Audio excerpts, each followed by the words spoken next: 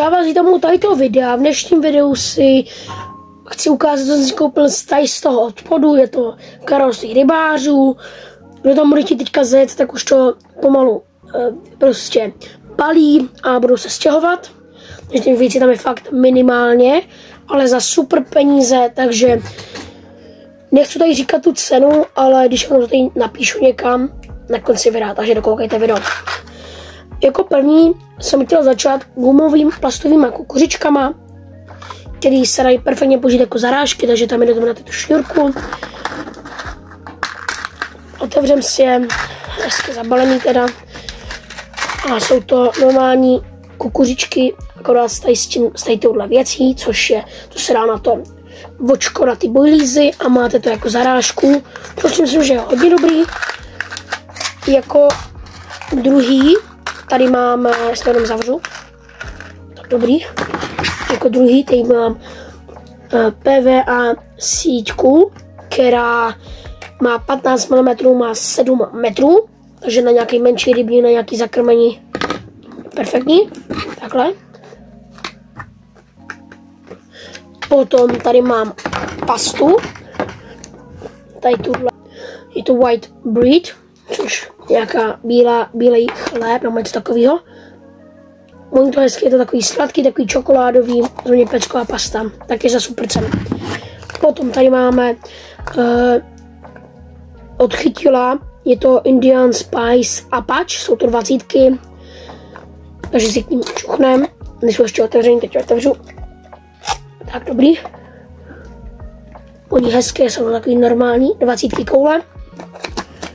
Potom, co tady máme dál, jsou to pop-up od Jetfishe, je to rak. Nemyslím si, že to bude sladká příchuť. Takovou na raka, není to moc intenzivní, ale ta barva si myslím, že v té vodě bude hodně dodávat. Jako dál máme tady Panda Mai, bolí s peletkama. Je to z Kopexku, jsou to 20, máme jich dvoje. Oni perfektně, jsou to prostě takový bojlízy, teď to vypadá 24, ale z toho se odpravují ty 5 mini peletky a bude to 20 koula. Potom, co tady mám od LK Bites, mám tady nějaký gingerbread, perník a jsou takový kousky, asi taky jako popka. To voní jak perník, asi to je možná z perníkového těsta, protože to fakt voní jako perník. Potom další, co tady máme, je to obalovací pasta od Mivardy, je to cherry, takže si ji otevřem, čuchnem si k ní. Sladký, dobrý na léto, perfektní, takhle MKSky od Mivardy. Potom co tady máme dál, jsou to další pasta, je to B17, za mě topová příchuť, B17, kdyby nevěděl, tak to znamená jakože taková psí příchuť, si myslím, a voní to perfektně.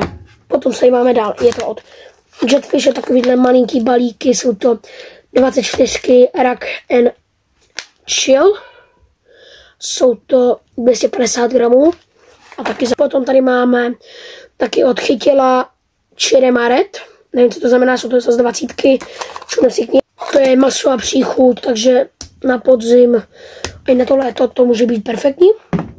Co tady máme dál?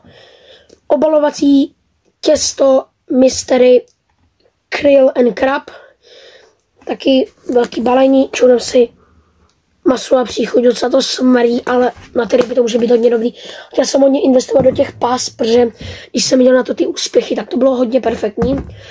Co tady máme potom ještě dál, je to Pop-up Orange 16, taková kulička. Smrdí to jako rolíkový bojlíz, ale když mám na to tu nějakou tu sladkou pastu, tak si myslím, že to ryby nepoznají. A jako poslední, z čeho mám asi největší radost, a se mi se to nejvíc vypačilo, jsou to mango bojlíz. Je to hard, jsou to 20. Na léto, na amury jsou to perfektní bojlízy, každopádně si nebudu krmit. To je úplně sladká, to jsou špendlíky, takže kde jsou ty bojlízy, které vonily jak špendlíky, nebo ta pasta, která tady tahle. Voní to perfektně, fakt to voní perfektně, absolutně s tím nebudu krmit, s tím nebudu krmit, protože si prostě toto nechci hned vyplýtvat. Takže si ukážeme rychlej návazeček, co jsem si už navázal. Použil jsem k tomu takovýhle krásný navázaček, chybí mi tam akorát ta gumička, kterou tady někde mám. Mám tam tady tohle boilí s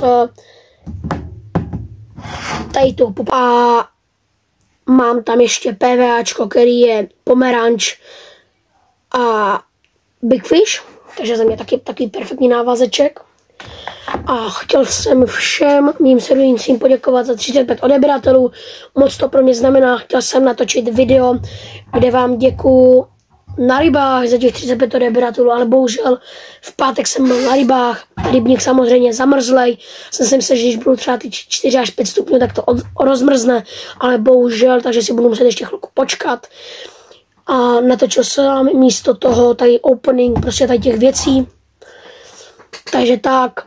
A moc vám děkuju za velkou podporu. To jsem chtěl jenom říct.